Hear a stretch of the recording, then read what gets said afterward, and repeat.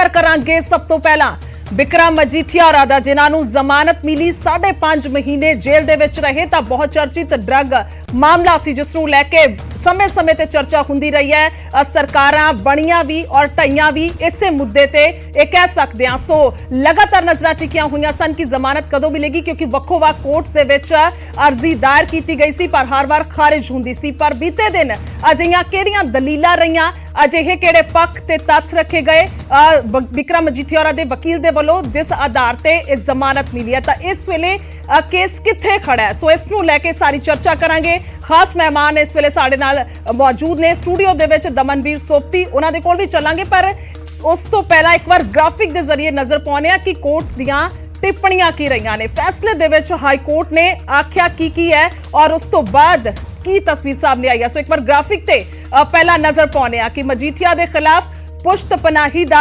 कोई सबूत नहीं, यानी कि ड्रग सप्लाई का भी कोई सबूत नहीं। यह हाई कोर्ट की टिप्पणी सी जिस तो बाद कह सकते हैं कि यह सारा मामला कुछ साफ हुंदा होया नजर भी आया और कोई ड्रग की रिकवरी नहीं हुई है जिस दे आधार ते कोर्ट दे वल्लों कहा गया कि हुण अंदर रखना इस वेले बिक्रम मजीठिया नूं जिहड़ा वो रखना पवेगा। और उस तो बाद एक होर टिप्पणी का जिक्र जरूर करांगे जो की गई है कि पुलिस रिमांड नहीं मंगया गया, रिमांड नहीं मंगया गया और 8 साल के बाद FIR हुई है, यानी कि मामला दर्ज किया गया। अजिहा मामला 8 साल बाद जी FIR दर्ज की गई तो यह भी किते ना किते एक अहम टिप्पणी मन्नी जा सकती है। और पुश्त पनाही का भी कोई सबूत नहीं है क्योंकि सीधे तौर पर इल्जामात जिहड़े ने वो बयानां दे विच लगदे रहे ने और कहा जांदा रहा समय समय ते वड्डे वड्डे सियासतदान जिहड़े ने इस नूं लैके बयानबाजियां करते रहे ने।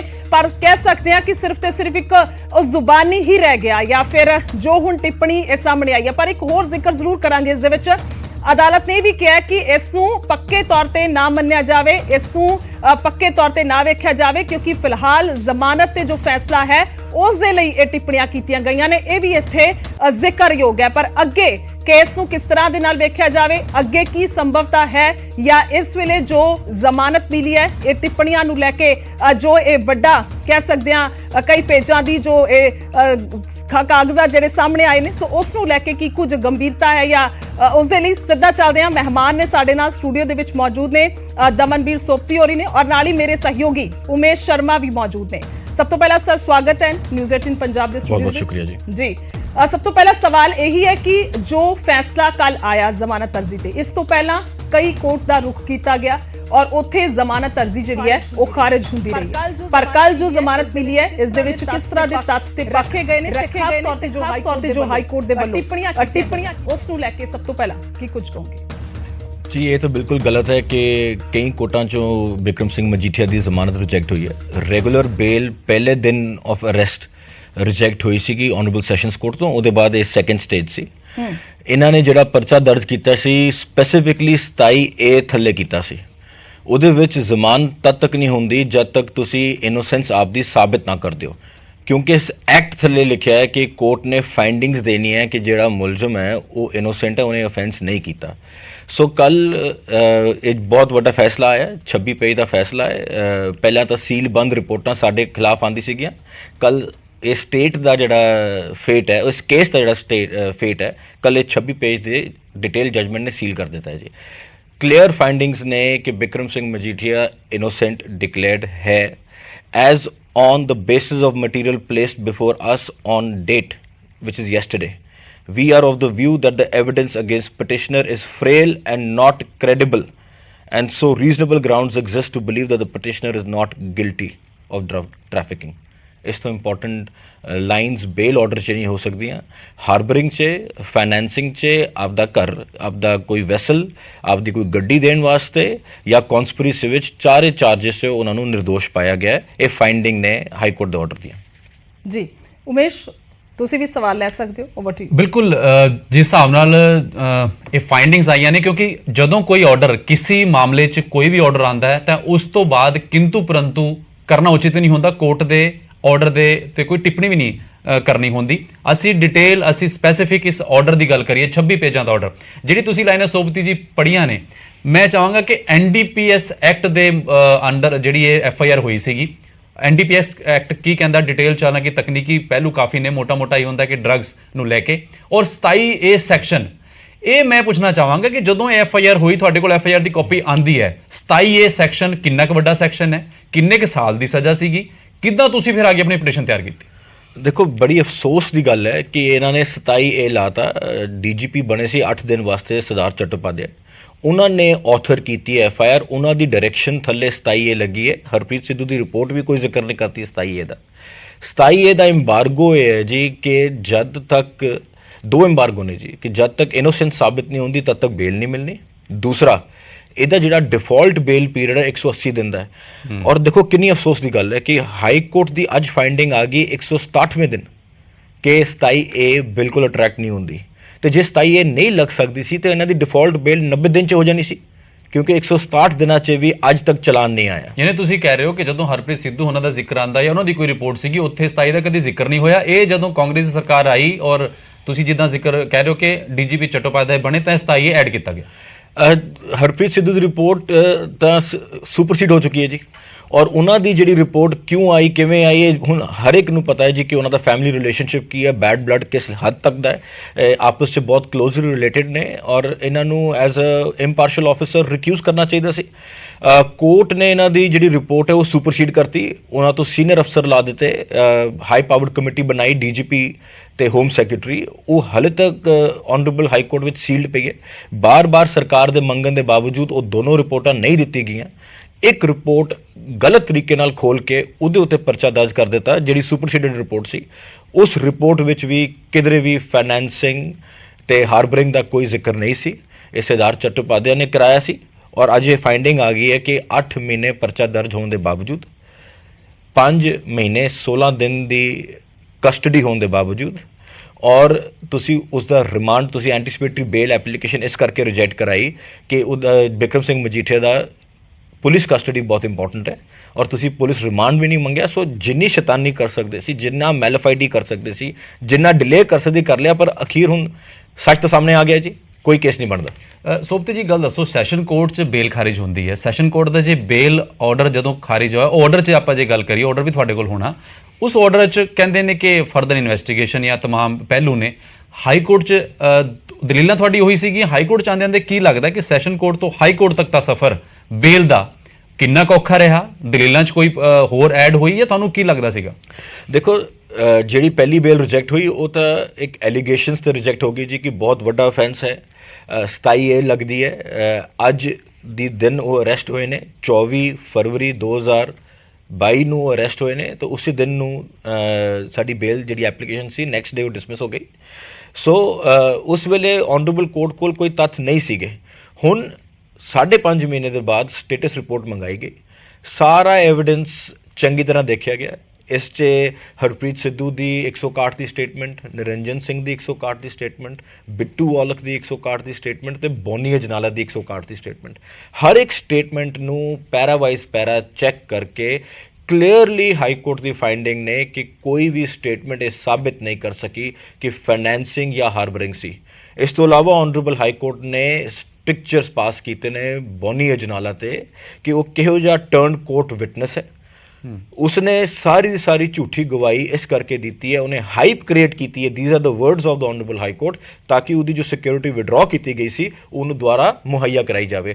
ਔਰ ਸਰਕਾਰ ਨੇ ਹਾਈ ਕੋਰਟ 'ਚ ਮੰਨਿਆ ਕਿ ਉਹਦੀ ਜਿਹੜੀ ਸਿਕਿਉਰਿਟੀ ਹੈ ਉਹ ਸਿਰਫ ਵਾਪਸ ਨਹੀਂ ਦਿੱਤੀ ਗਈ, ਉਹ ਐਨਹਾਂਸ ਵੀ ਕੀਤੀ ਗਈ ਹੈ। ਸੋ ਜਿਹੜਾ ਇੰਪੋਰਟੈਂਟ ਪਹਿਲੂ ਬੋਨੀ ਅਜਨਾਲੇ ਦਾ ਹੈ, ਉਹ ਜਿਹੜੀ ਫਾਈਂਡਿੰਗ ਨੇ ਉਹ ਹੈਗੀਆਂ ਜੀ ਪੇਜ ਨੰਬਰ 23 ਤੇ, ਉਹ ਪੜ੍ਹਨੀਆਂ ਐਕਸਟ੍ਰੀਮਲੀ ਇੰਪੋਰਟੈਂਟ ਨੇ ਸਾਰੇ ਦਰਸ਼ਕਾਂ ਵਾਸਤੇ। ਪੰਜਾਬੀ ਜ਼ਰੂਰ ਪੜ੍ਹਿਓ ਕਿਉਂਕਿ ਦਰਸ਼ਕ ਸਾਡੇ ਪੰਜਾਬ ਦੇ ਹੋਰ ਵੀ ਬਾਕੀ ਦੇਖਣਗੇ, ਕਿਉਂਕਿ ਫਾਈਂਡਿੰਗ ਜਿਹੜੀ ਕੋਰਟ ਨੇ ਲਿਖੀ ਹੈ ਉਹ ਬੋਨੀ ਅਜਨਾਲਾ ਵਾਲੀ ਉਹ ਇਹ ਲਿਖਿਆ ਜੀ। ਮੈਂ ਤਾਂ ਸਮਝਾ ਦਵਾਂ ਜੀ ਕਿ ਅੰਡਰਸਟੈਂਡਿੰਗ ਰੀਡਿੰਗ ਆਊਟ ਦਾ ਆਰਡਰ ਮੀਨਸ ਕਿ ਇਹ ਇੱਕ ਕੁਇਡ ਪ੍ਰੋ ਕੋ ਥੱਲੇ ਇਹਨਾਂ ਦੀ ਆਪਸ 'ਚ ਸੈਟਿੰਗ ਹੋਈ।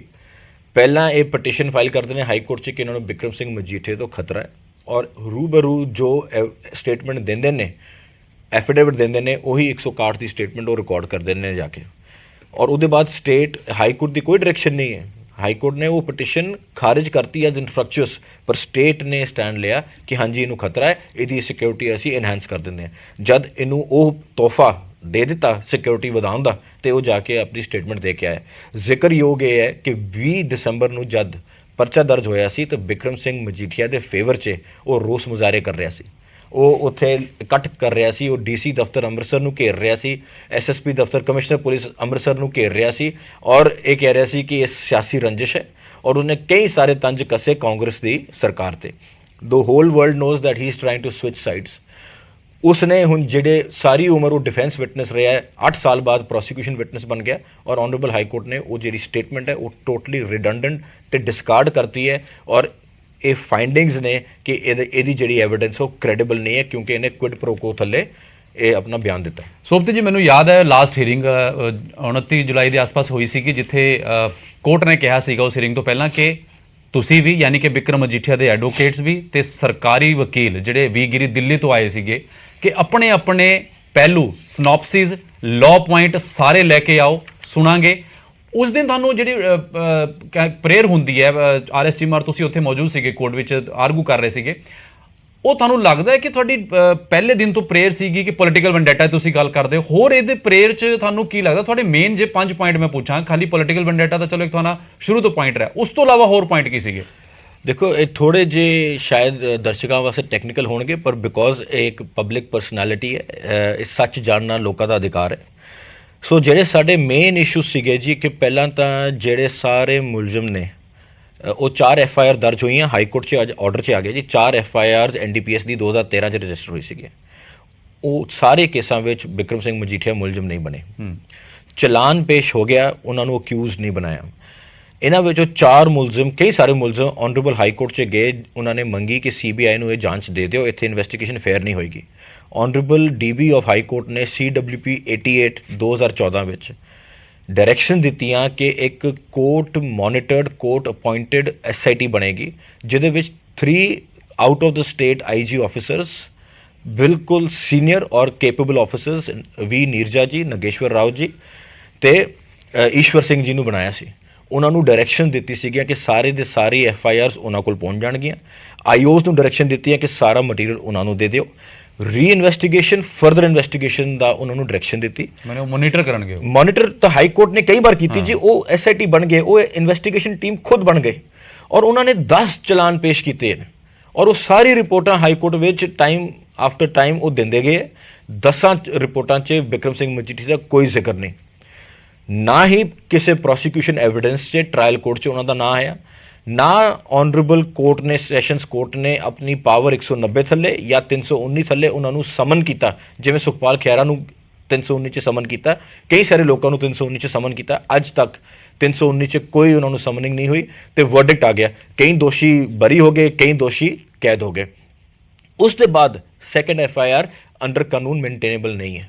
ਸਾਡਾ ਸਭ ਤੋਂ ਪਹਿਲਾ ਪਹਿਲੂ ਇਹ ਸੀ ਕਿ ਸੈਕੰਡ FIR ਇਹ ਕਿਤੇ ਨਾ ਕਿਤੇ ਇੱਕ ਵੱਡਾ ਆਧਾਰ ਮੰਨਦੇ ਹੋ ਜ਼ਮਾਨਤ ਮਿਲਣ ਦਾ ਕਿ ਜਦੋਂ 2013 ਚ FIR ਹੁੰਦੀਆਂ ਨੇ, ਸੱਤਾ ਪਿੰਦੀ ਜਿਹੜੇ ਵੀ ਨਾਮ ਸੀਗੇ ਜਿਨ੍ਹਾਂ ਨੂੰ ਜੋੜਿਆ ਜਾਂਦਾ ਸੀ ਬਿਕਰਮ ਮਜੀਠੀਆ ਦੇ ਨਾਲ, ਉਹ ਬੰਦੇ ਚਾਹੇ ਬਰੀ ਹੋਏ ਜਾਂ ਕਿਸੇ ਕੈਦ ਹੋਏ, ਬਿਕਰਮ ਮਜੀਠੀਆ ਦਾ ਨਾਮ ਮਤਲਬ ਕਿਤੇ ਆਇਆ ਨਹੀਂ। ਇਹ ਕਿਤੇ ਨਾ ਕਿਤੇ ਵੱਡਾ ਆਧਾਰ ਮੰਨਦੇ ਹੋ? ਇਹ ਬਹੁਤ ਵੱਡਾ ਆਧਾਰ ਹੈ ਜੀ ਅੱਜ ਫੈਸਲੇ ਦਾ। ਪਰ ਮੈਂ ਤੁਹਾਨੂੰ ਇੱਕ ਹੋਰ ਗੱਲ ਦੱਸ ਦਵਾਂ ਕਿ ਇੱਕ ਇਹਨਾਂ ਨੇ ਹੁਣ ਐਲੀਗੇਸ਼ਨ ਲਾਤਾ ਸੀ ਹਾਰਬਰਿੰਗ ਦਾ ਔਰ ਇਹ ਕਿਹਾ ਸੀ ਕਿ ਸੱਤੇ ਨੂੰ ਹਾਰਬਰ ਕੀਤਾ ਹੈ ਔਰ ਜਿਹੜੀ ਉਹ ਕੋਰਟ ਦੀਆਂ ਫਾਈਂਡਿੰਗ ਨੇ ਉਹ ਬੜੀ ਹੀ ਦਿਲਚਸਪ ਨੇ। ਉਸ 'ਤੇ ਕਲੀਅਰਲੀ ਲਿਖਿਆ ਗਿਆ ਹੈ ਕਿ ਇਹ ਸਰਕਾਰ ਦਾ ਆਪ ਦਾ ਸਟੈਂਡ ਹੈ ਕਿ 2013 ਤੋਂ ਬਾਅਦ ਸਤਪ੍ਰੀਤ ਸਿੰਘ ਸੱਤਾ ਹਿੰਦੁਸਤਾਨ ਦੀ ਧਰਤੀ ਤੇ ਨਹੀਂ ਉਹਨੇ ਆਪਣੇ ਪੈਰ ਰੱਖੇ। ਇੱਕ ਹੋਰ ਜ਼ਿਕਰ ਹੋ ਰਿਹਾ ਔਰ ਇਹ ਵੀ ਕਰਾਂਗੇ ਕਿ ਰਿਮਾਂਡ ਵੀ ਨਹੀਂ ਮੰਗਿਆ ਗਿਆ, ਤਾਂ ਇਹ ਵੀ ਇੱਕ ਮਜ਼ਬੂਤ ਟਿੱਪਣੀ ਕਹਿ ਸਕਦੇ ਹਾਂ। ਮੈਂ ਰਿਮਾਂਡ ਤੇ ਆ ਜਾਣਾ ਜੀ, ਪਰ ਜਿਹੜੀ ਇੰਪੋਰਟੈਂਟ ਗੱਲ ਹੈ ਜੀ ਕਿ ਪਹਿਲੀ ਵਾਰ ਸਤਪ੍ਰੀਤ ਸੱਤਾ ਨੂੰ 24 ਦਸੰਬਰ 2022 ਨੂੰ ਮੁਜਰਮ ਬਣਾਇਆ। ਜਿਹੜਾ ਬੰਦਾ ਮੁਜਰਮ ਹੀ ਨਹੀਂ ਸੀ ਉਹਨੂੰ ਹਾਰਬਰ ਜਾਂ ਉਹਨੂੰ ਸਕਰੀਨ ਕਰਨ ਦਾ ਸਵਾਲ ਹੀ ਨਹੀਂ ਪੈਦਾ ਹੁੰਦਾ। ਇਹ ਹਾਈ ਕੋਰਟ ਦੀਆਂ ਫਾਈਂਡਿੰਗ ਨੇ ਜੀ। ਹੁਣ ਅੱਜ ਇਹ ਜੋ ਰਿਮਾਂਡ ਤੇ ਐਂਟੀਸਪੇਟਰੀ ਬੇਲ ਜਦ ਦਿਖਦਾ ਸੀ ਹੋ ਗਈ ਤਾਂ ਉਹਨਾਂ ਨੇ ਇਹ ਗਰਾਊਂਡ ਲਿਆ ਜੀ ਕਿ ਇਹ ਬਹੁਤ ਵੱਡਾ ਡਰੱਗ ਮਸਲਾ ਹੈ ਜੀ, ਇਹ ਬਹੁਤ ਪਾਵਰਫੁਲ ਆਦਮੀ ਹੈ ਜੀ, ਇਹਦੀ ਸਾਨੂੰ ਪੁਲਿਸ ਕਸਟਡੀ ਬਹੁਤ ਇੰਪੋਰਟੈਂਟ ਚਾਹੀਦੀ ਹੈ।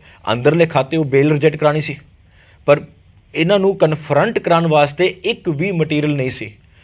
ਇਹ ਵੀ ਤੁਹਾਨੂੰ ਯਾਦ ਹੋਏਗਾ ਜੀ ਕਿ honourable Punjab and Haryana high court ਨੇ ਇੰਟਰਿਮ ਬੇਲ ਐਂਟੀਸਪੇਟਰੀ ਦਿੱਤੀ ਸੀ। ਉਹ 4 ਵਾਰ ਜਾ ਕੇ ਸ਼ਾਮਿਲ ਤਫਤੀਸ਼ ਹੋਏ, ਜੋ ਰਿਕਾਰਡ ਚਾਹੀਦਾ ਸੀ, ਪੁਰਾਣੇ ਤੋਂ ਪੁਰਾਣਾ ਰਿਕਾਰਡ ਹਰ ਇੱਕ ਚੀਜ਼ ਉਹਨਾਂ ਨੇ ਜਾ ਕੇ ਆਪਦਾ ਸਹਿਯੋਗ ਦਿੱਤਾ। ਦੇ ਵਰ ਲੈਫਟ ਵਿਦ ਨੋ ਚੋਇਸ ਜਦ ਉਹਨਾਂ ਨੇ ਫਿਰ ਆਨਰੇਬਲ ਹਾਈ ਸੁਪਰੀਮ ਕੋਰਟ ਦੀ ਡਾਇਰੈਕਸ਼ਨਸ ਦੀ ਇਨ ਬਿਨ ਪਾਲਣਾ ਕਰਦੇ 24 ਤਰੀਕ ਨੂੰ ਸਪੈਸ਼ਲ ਕੋਰਟ ਕੋਲ ਸਰੈਂਡਰ ਕਰਤਾ। ਰਿਮਾਂਡ ਦੀ ਐਪਲੀਕੇਸ਼ਨ ਸਿਰਫ ਜੁਡੀਸ਼ੀਅਲ ਕਸਟਡੀ ਦੀ ਸੀ ਔਰ ਲਿਖਿਆ ਸੀ that he has absolutely cooperated in investigation and he is not required to be in police custody. So ਇਹ ਦੋ ਗੱਲਾਂ ਕੰਮ ਔਰ ਇਹ ਸਾਰਾ ਕੁਝ ਅੱਜ ਸਾਹਮਣੇ ਆ ਗਿਆ ਜੀ। ਔਰ ਇੱਕ ਕੋਰਟ ਹਾਈ ਕੋਰਟ ਦੀ ਫਾਈਂਡਿੰਗ ਨੇ ਕਿ ਤੁਸੀਂ ਉਹਦੀ ਐਂਟੀਸਿਪੇਟਰੀ ਬੇਲ ਰਿਜੈਕਟ ਕਰਾਈ ਇਹ ਕਹਿ ਕੇ ਕਿ ਇਨਵੈਸਟੀਗੇਸ਼ਨ ਜ਼ਰੂਰੀ ਹੈ ਔਰ ਤੁਹਾਡੇ ਕੋਲ ਕੋਈ ਮਟੀਰੀਅਲ ਨਹੀਂ ਸੀ ਉਹਨੂੰ ਕਨਫਰੰਟ ਕਰਨ ਦਾ ਤੇ ਤੁਸੀਂ ਉਹਨੂੰ ਜੁਡੀਸ਼ੀਅਲ ਕਸਟਡੀ 'ਚ ਭੇਜਤਾ।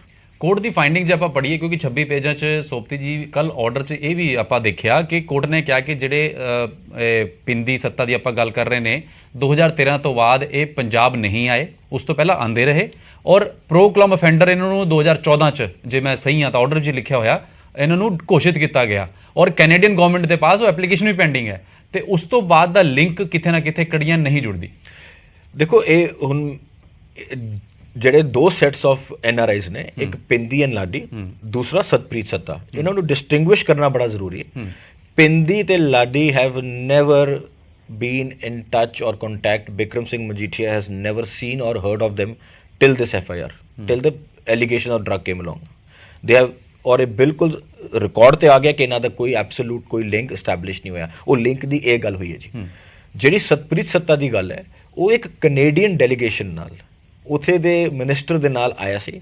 ਬਿਕਰਮ ਸਿੰਘ ਮਜੀਠੀਆ ਉਸ ਵੇਲੇ NRI affairs minister C and he was hosted along with the Canadian delegation ਔਰ ਇਹ ਗੱਲ ਕਦੇ ਵੀ ਅੱਜ ਤੱਕ ਰਿਫਿਊਟ ਨਹੀਂ ਹੋ ਸਕੀ।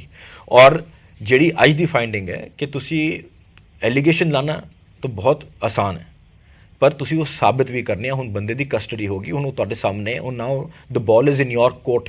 ਤੁਸੀਂ ਹਾਰਬਰ ਦੀ ਗੱਲ ਕਰ ਰਹੇ ਹੋ ਤੇ ਪਹਿਲੀ ਵਾਰ ਮੁਜਰਮ ਸਤਪ੍ਰੀਤ ਸੱਤਾ ਨੂੰ after implication of Bikram Singh Majithia ਉਸ ਤੋਂ ਅਗਲੇ ਦਿਨ 24/12/2022 ਨੂੰ ਪਹਿਲੀ ਵਾਰ ਤੁਹਾਨੂੰ ਮੁਜਰਮ ਬਣਾ ਰਹੇ ਹੋ ਤੇ 2013 ਤੋਂ ਬਾਅਦ ਉਹ ਕਦੇ ਹਿੰਦੁਸਤਾਨ ਦੀ ਸਰਜ਼ਮੀਨ ਤੇ ਨਹੀਂ ਆਇਆ ਤੇ ਤੁਸੀਂ ਹਾਰਬਰਿੰਗ ਕਿਵੇਂ ਕਹਿ ਸਕਦੇ ਹੋ? ਇਸ ਕਰਕੇ ਉਹ ਕਲੀਅਰ ਲਿਖ ਦਿੱਤਾ ਗਿਆ ਕਿ ਇਹ ਬਿਲਕੁਲ ਵੀ ਫਾਈਂਡਿੰਗ ਜਿਹੜੀ ਐਲੀਗੇਸ਼ਨ ਹੈ ਉਹ ਇਨਕਰੈਕਟ। ਮਤਲਬ ਚੇਨ ਦੇ ਚੇਨ ਜੋੜੀਏ, ਤੁਸੀਂ ਕਹਿ ਰਹੇ ਹੋ ਕਿ ਜਦੋਂ ਬਿਕਰਮ ਮਜੀਠੀਆ ਦੇ ਖਿਲਾਫ FIR ਹੁੰਦੀ ਹੈ ਉਸ ਤੋਂ ਬਾਅਦ ਸੱਤੇ ਨੂੰ ਪਾਇਆ ਜਾਂਦਾ ਹੈ ਉਹਦੇ ਖਿਲਾਫ ਵੀ FIR ਹੁੰਦੀ ਹੈ ਜਦਕਿ 2013 ਤੋਂ ਬਾਅਦ ਉਹ ਕਦੇ ਆਇਆ ਨਹੀਂ।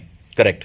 ਤੇ ਇਹ ਜਿਹੜੀ ਕੜੀਆਂ ਜੁੜੀਆਂ ਕਿਉਂਕਿ 27 ਸੈਕਸ਼ਨ ਦਾ ਮੈਂ ਫੇਰ ਆਵਾਂਗਾ ਜ਼ਿਕਰ, ਕੜੀ ਕੋਈ ਜੁੜੀ ਨਹੀਂ ਜੀ, ਇਸ ਕਰਕੇ ਬੇਲ ਮਿਲੀ ਹੈ ਜੀ। ਹਾਂ ਉਹੀ ਮੈਂ ਕਹਿ ਰਿਹਾ ਜਿਹੜੀ ਕੜੀਆਂ ਨਹੀਂ ਜੁੜੀਆਂ ਉਸੇ ਕਰਕੇ ਕੋਰਟ ਨੇ ਆਰਡਰ ਵੀ ਦਿੱਤਾ ਹੈ ਔਰ ਆਰਡਰ ਦੇ ਆਪਾਂ ਸਪੈਸੀਫਿਕ ਇਸ ਕਰਕੇ ਗੱਲ ਕਰ ਰਹੇ ਹਾਂ। ਤੁਸੀਂ ਹਾਲਾਂ ਕੱਲ ਵੀ ਬੜਾ ਜਿੱਦਾਂ ਤੁਸੀਂ ਕਹਿ ਰਹੇ ਸੀ ਕਿ ਪੋਲੀਟੀਕਲ ਵੈਂਡੇਟਾ, ਬਿਕਰਮ ਮਜੀਠੀਆ ਨੇ ਵੀ ਕਿਹਾ ਕਿ ਪੋਲੀਟੀਕਲ ਵੈਂਡੇਟਾ।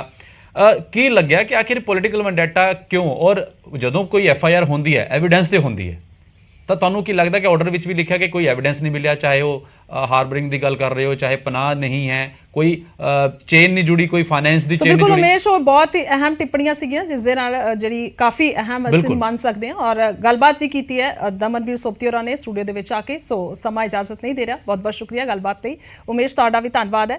ਸੋ ਇਹ ਵੱਡਾ ਮਸਲਾ ਜਿਸ ਨੂੰ ਲੈ ਕੇ ਲਗਾਤਾਰ ਇਸ ਤੇ ਨਜ਼ਰਾਂ ਜਿਹੜੀਆਂ ਨੇ ਉਹ ਬਣੀਆਂ ਹੋਈਆਂ ਸਨ ਤਾਂ ਚਰਚਾ ਕੀਤੀ ਹੈ। ਤਾਂ ਫਿਲਹਾਲ ਇੱਕ ਬ੍ਰੇਕ ਦੇ ਲਈ ਰੁਕ ਰਹੇ ਹਾਂ, ਜਲਦੀ ਵਾਪਸ ਆਵਾਂਗੇ।